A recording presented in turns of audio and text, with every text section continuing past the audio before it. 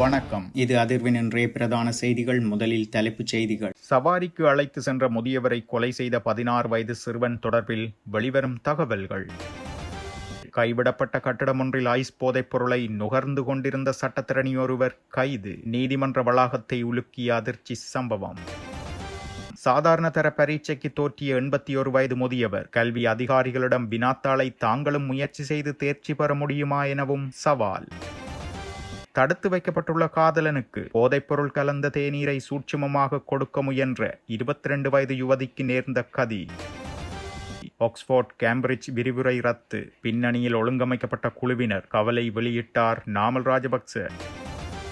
நிலைய பொறுப்பதிகாரி திட்டியதால் வேலையை ராஜினாமா செய்துவிட்டு வீட்டிற்கு சென்ற போலீஸ் கான்ஸ்டபிள். அறிவு ரீதியாக உயர்ந்த மட்டத்தில் இருப்பவர்கள் மீது இவர்களுக்கு பொறாமை. ஜனாதிபதி அன்ருகுமார திசாநாயக்கவின் ஆட்சியின் முடிவுக்கான ஆரம்பமாகவும் அமையலாம். ஹரின் பெர்னாண்டோ விசனம். கோட்டபாய ஆட்சி கவிழ்ப்பு. சகோதரர்களிடையே ஏற்பட்ட குழப்பம்தான் காரணமா? நாட்டை உலுக்கிய இரட்டை கொலை. துப்பாக்கிச் சூட்டிற்கு பின் சுத்தாவிடமிருந்து வந்துள்ள பதில். புத்தளத்தில் முதியவரை கொலை செய்த சந்தேகத்தில் கைது செய்யப்பட்ட நபர் 16 வயது போதைக்கு அடிமையான சிறுவன் என விசாரணைகளில் தெரிய வந்துள்ளது. புத்தளத்தில் முச்சக்கர வண்டி சாரதி கொலை செய்யப்பட்டமை தொடர்பில் 16 வயதான சந்தேக நபர் கைது செய்யப்பட்டு அழைத்து செல்லப்படும் காட்சியே இதுவாகும். குறித்த சிறுவன் போதைப் பொருளுக்கு அடிமையானவர் எனவும் ஏற்கனவே போதைப்பொருள் பாவனை காரணமாக சீர்திருத்த சிறை சென்று திரும்பியவர் எனவும் தெரிவிக்கப்படுகிறது. புத்தளம் தில்லையடி ரத்மல்யாய 4ஆம் குறுக்கு தெருவில் வசித்து வந்த ஆதம்பாவா அப்துல் லதீப் என்பவர் கடந்த 21ஆம் தேதி சவாரி அழைத்து செல்லப்பட்ட நிலையில் கொல்லப்பட்டு 22ஆம் தேதி காலை சடலமாக மீட்கப்பட்டிருந்தமை குறிப்பிடத்தக்கது. ஐஸ் போதைப் பொருளை பயன்படுத்தியதாக கூறப்படும் சட்டத்திரணி ஒருவர் கெசல்வத்தை போலீஸ் அதிகாரிகளால் கைது செய்யப்பட்டு மாளிகாகந்த நீதவான் நீதிமன்றம் முன்னிலையில் ஆஜர்படுத்திய போது அவரை எதிர்வரும் 26ஆம் தேதி வரை விளக்கமறியலில் வைக்க நீதிமன்றம் உத்தரவிட்டுள்ளது. கொழும்பு வாழைத்தோட்டம் சஞ்சியாராய்ச்சி வத்தை பகுதியில் அமைந்துள்ள இருண்ட மற்றும் கைவிடப்பட்ட கட்டடம் ஒன்றில் கைதான சட்டத்திரணியிடமிருந்து 130 மில்லிகிராம் ஐஸ் போதைப் பொருள், அதனை உட்கொள்ள பயன்படுத்தப்படும் பல்வேறு உபகரணங்கள் மற்றும் சட்டத்திரணி அடையாள அட்டை ஆகியவை கைப்பற்றப்பட்டுள்ளதாக போலீசார் தெரிவித்துள்ளனர். வாழைத்தோட்டம் போலீஸ் குற்றத்தடுப்பு பிரிவின் பொறுப்பதிகாரி தலைமையிலான குழுவினர் குறித்த இருண்ட கைவிடப்பட்ட கட்டடத்திற்குள் நுழைந்து மேற்கொண்ட சோதனையின் போது சந்தேக நபர் ஐஸ் போதைப் பொருளை பயன்படுத்திக் கொண்டிருந்தது கண்டறியப்பட்டதாக கூறப்படுகிறது. மேலும் சந்தேக நபரிடமிருந்து கைப்பற்றப்பட்ட சட்டத்திரணி அடையாள அட்டையை பரிசோதித்த போது அவர் 1996ஆம் ஆண்டு சட்டத்திரணியாக பதவியேற்ற நபர் என்பதும் புதுக்கடை நீதவான் நீதிமன்றம் மற்றும் உயர் நீதிமன்றம் ஆகியவற்றில் பயிற்சியில் ஈடுபட்டிருந்த சட்டத்திரணி என்பதும் தெரியவந்துள்ளதாக போலீசார் தெரிவித்துள்ளனர். கைது செய்யப்பட்ட சந்தேக நபர் களுபோவில சரணங்கர வீதியை சேர்ந்த 54 வயதுடையவர் எனவும் போலீசார் தெரிவித்துள்ளனர்.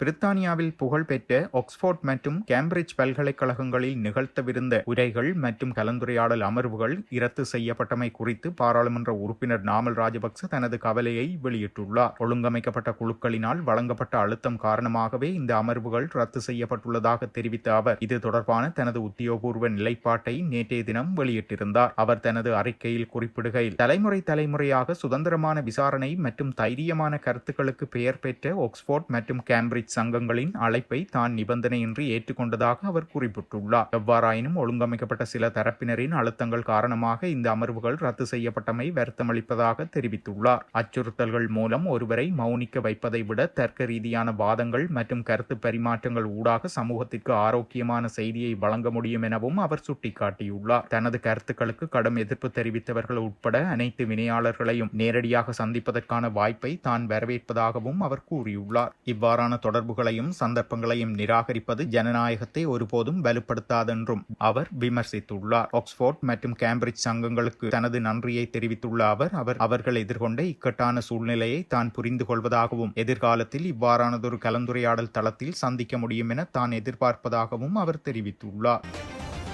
சிறைச்சாலையில் தடுத்து வைக்கப்பட்டிருந்த 24 வயது இளைஞருக்கு போதைப்பொருள் கலந்த தேநீரை கொடுக்க முயன்ற 22 வயது யுவதியொருவர் கைது செய்யப்பட்டதாக பிலியந்தலை போலீசார் தெரிவித்துள்ளனர். சந்தேக நபர் கொண்டு வந்த சாண்ட்விச்சில் மறைத்து வைக்கப்பட்டிருந்த போதை மாத்திரை ஒன்றையும் போலீசார் மீட்டுள்ளனர். பொல்கசோவிட்ட பகுதியை சேர்ந்த இளைஞர் போதைப்பொருள் குற்றச்சாட்டில் கைது செய்யப்பட்டு நீதிமன்றில் ஆஜர்படுத்தப்படுவதற்காக போலீஸ் காவலில் வைக்கப்பட்டிருந்த நிலையில் அவரது காதலி என கூறப்படும் யுவதி இளைஞரை பார்ப்பதற்காக சென்றுள்ளார். அந்த இளைஞனுடன் சிறிது நேரம் உரையாடிய பின் போலீஸ் போலீஸ் உத்தியோகத்தர்களின் அனுமதியுடன் தேநீர் அருந்துவதற்காக வெளியே சென்ற யுவதி சிறிது நேரத்தின் பின்னர் சிறிய பையினுள் உறிஞ்சுகுழாய் இடப்பட்ட தேநீர் மற்றும் சாண்ட்விச் என்பவற்றை எடுத்துக்கொண்டு போலீஸ் நிலையத்திற்கு வந்துள்ளார். இதன்போது போலீஸ் பொறுப்பதிகாரிக்கு கிடைத்த தகவலுக்கு அமைய அவர் கொண்டு வந்த தேநீர் மற்றும் சாண்ட்விச் என்பவற்றை சோதனையிட்ட போது அவற்றில் போதைப்பொருள் இருப்பது தெரிய வந்துள்ளது.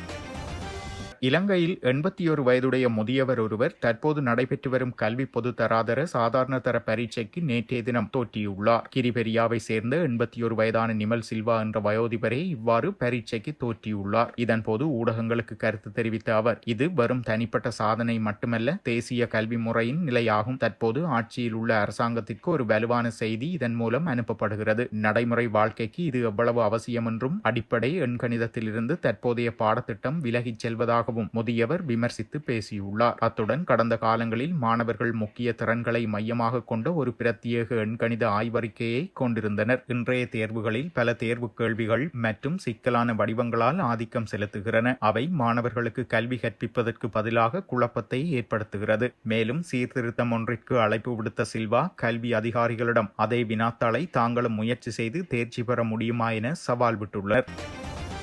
முன்னாள் ஜனாதிபதி ரணில் விக்ரமசிங்கவிற்கு லண்டன் பல்கலைக்கழகத்தில் இருந்து உத்தியோகபூர்வமான அழைப்பு விடுக்கப்பட்டிருந்ததாகவும் அதற்கான அழைப்புதல் தன்னிடம் இருப்பதாக ஐக்கிய தேசிய கட்சியின் பிரதி பொதுச் செயலாளர் ஹரின் பெர்னாண்டோ தெரிவித்துள்ளார். இது தொடர்பில் அவர் மேலும் தெரிவிக்கையில், பல லட்சம் ரூபாய்களை செலவழித்து இந்த வழக்குக்காக தகவல்களை தேடியவர்களுக்கு இவ்வளவு தெளிவான இந்த அழைப்புதல் கிடைக்காமல் போனது பெரும் ஆச்சரியத்துக்குரிய விடயமாகும். இலங்கையில் உள்ளவர்கள் ஏன் இந்த ஒரு விடயத்தை பிடித்துக் கொண்டு இவ்வளவு தூரம் அலைகிறார்கள் என்று தெரியவில்லை. தங்களை விடவும் அறிவு ரீதியாக சமூக ரீதியாகவும் உயர்ந்த மட்டத்தில் இருப்பவர்கள் மீதுள்ள பொறாமையினாலேயே இவ்வாறான செயற்பாடுகள் முன்னெடுக்கப்படுகின்றன. தற்போதைய அரசாங்கம் தவறான பாதையில் பயணித்துக் கொண்டிருப்பதாகவும் இது ஜனாதிபதி அன்ரகுமார திசாநாயக்கவின் ஆட்சியின் முடிவுக்கான ஆரம்பமாக அமையலாம் என்றும் ஹரின் பெர்னாண்டோ எச்சரித்துள்ளார். 2019ஆம் ஆண்டு கோட்டபாய ராஜபக்ச ஆட்சி காலத்தில் நிதியமைச்சராக இருந்த மஹிந்த ராஜபக்ச பின்னர் வந்த பெசில் ராஜபக்ச ஆகியோருக்கு சர்வதேச நாணய நிதியத்திற்கு செல்ல வேண்டும் என சம்பந்தப்பட்ட அதிகாரிகள் அறிவித்தும் தனது சகோதரனின் ஆட்சி கவிழ்ப்புக்கு ஏன் வழிவகுத்தனர் என்ற பெரும் சந்தேகத்தை மஹிந்த சிறிவர்த்தன எழுதிய நூலொன்று ஏற்படுத்தியுள்ளது. மஹிந்த சிறிவர்த்தன இந்நாள் மத்திய வங்கியின் பிரதி ஆணையாளரும் கோட்டபாய ஆட்சியில் நிதியமைச்சரும் செயலாளராக செயற்பட்டுள்ளார். இவர் மஹிந்த ராஜபக்ச மற்றும் பெசில் ராஜபக்சவுடன் நிதியமைச்சில் பணியாற்றியவர் ஆவார். இலங்கையின் பொருளாதார மறுமலர்ச்சி, பொருளாதார நெருக்கடி மற்றும் வங்குரோத்து அதனோடு இணைந்து மேற்கொண்ட அறகலைய போராட்டம் தொடர்பில் பல விடயங்கள் இந்நூலில் உள்ளடக்கப்பட்டுள்ளன. பொருளாதார நெருக்கடியின் ஆரம்ப புள்ளி விவரங்கள் நிதியமைச்சருக்கு தெரியப்படுத்தி உடனடியாக சர்வதேச நாணய நிதியத்திடம் செல்ல வேண்டும் என அதிகாரிகள் அறிவித்தும் உள்நாட்டு தீர்வொன்றை ஏன் தேடினார்கள் என்ற காரணத்தை உதாரணங்களுடன் குறிப்பிட்டுள்ளார். ஒரே குடும்பத்தில் சகோதரர்களிடையே ஏன் இவ்வாறான வேறுபாடுகள் ஏற்பட்டன என்ற சந்தேகத்திற்கு விடை தெரியவில்லை. அக்காலத்தில் மஹிந்த ராஜபக்ச அரசியல் அக்கறையான ஈடுபாடு காட்டவில்லை என்றும் குறிப்பிட்டுள்ளார். ஆனால் மஹிந்த சிறிவர்த்தனவின் நூல் சகோதரர்கள் தொடர்பில் பாரிய சர்ச்சையை ஏற்படுத்தியுள்ளது.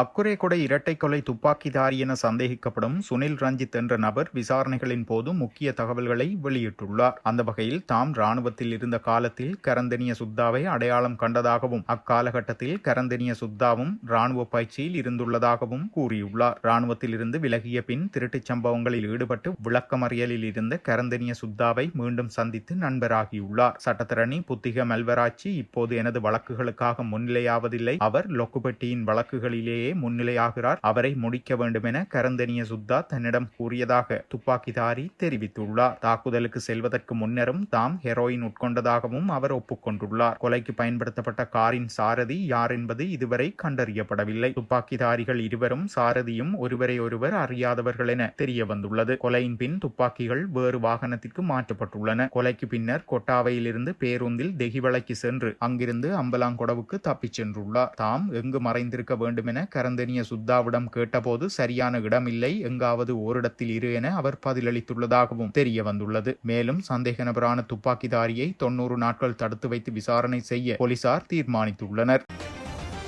அளுத்கம காவல்துறை நிலையத்தில் கடமையாற்றும் காவல்துறை கான்ஸ்டபிள் ஒருவர் நிலைய பொறுப்பதிகாரி தன்னை திட்டியதாக தினசரி குறிப்பு புத்தகத்தில் பதிவிட்டுவிட்டு பணியை விட்டுச் சென்றதாக தகவல்கள் வெளியாகியுள்ளது. குறித்த காவல்துறை உத்தியோகஸ்தர் உடல்நலக் குறைவு காரணமாக நோய் விடுப்பு பெற்று வீட்டிற்கு சென்றிருந்த நிலையில் மீண்டும் பணிக்கு திரும்பிய போது விடுப்பு எடுத்தமை தொடர்பாக மருத்துவ சான்றிதழை சமர்ப்பித்துள்ளார். அவர் சமர்ப்பித்த மருத்துவ சான்றிதழில் ஏற்பட்ட சிக்கல் காரணமாக நிலைய பொறுப்பதிகாரி அவரை திட்டியதாக கூறி குறித்த உத்தியோகஸ்தர் பணியை விட்டு சென்றுள்ளதாக கூறப்படுகிறது. தன்னால் தொடர்ந்து பணியாற்ற முடியாதென்றும் கடும் மன உளைச்சலில் இருப்பதாகவும் இதற்கு முன்னரும் பல சந்தர்ப்பங்களில் நிலைய பொறுப்பதிகாரி தன்னை திட்டியதாகவும் அவர் தனது குறிப்பில் குறிப்பிட்டுள்ளதாக தெரிவிக்கப்படுகிறது. எவ்வாறாயினும் இது தொடர்பாக அளுத்கம காவல்துறை நிலைய பொறுப்பதிகாரியிடம் வினவிய போது குறித்த உத்தியோகஸ்தர் உடல்நலக் குறைவு காரணமாக 3 நாட்கள் விடுப்பு பெற்று வீட்டிற்கு சென்றதாக அவர் தெரிவித்தார். எனினும் விடுப்பு முடிவடைந்த பின்னர் தனக்கு கால் வீங்கி நோய் ஏற்பட்டுள்ளதாக பணிக்கு வர முடியாதென அவர் அறிவித்ததாக நிலைய பொறுப்பதிகாரி மேலும் குறிப்பிட்டுள்ளார். இதனை அடுத்து 21 நாட்கள் விடுப்பு எடுத்துவிட்டு மீண்டும் பணிக்கு திரும்பிய உத்தியோகஸ்தரிடம் நோய் நிலைமை குறித்து வினவி அதற்குரிய மருத்துவ சான்றிதழை சமர்ப்பிக்குமாறு கோரியதாகவும் அவ்வாறு சமர்ப்பிக்கப்பட்ட மருத்துவ சான்றிதழில் சிக்கல் இருப்பதை அவதானித்த பின்னர் அது குறித்து அவரிடம் வினவியதாகவும் நிலைய பொறுப்பதிகாரி தெரிவித்துள்ளார். அதன் பின்னரே குறித்த கான்ஸ்டபிள் தினசரி குறிப்பு புத்தகத்தில் பதிவிட்டுவிட்டு இவ்வாறு பணியை விட்டு சென்றுள்ளதாகவும் இந்த சம்பவம் குறித்து உயர் அதிகாரிகளுக்கு அறிவிக்க நடவடிக்கை எடுத்துள்ளதாகவும் நிலைய பொறுப்பதிகாரி தெரிவித்துள்ளார்.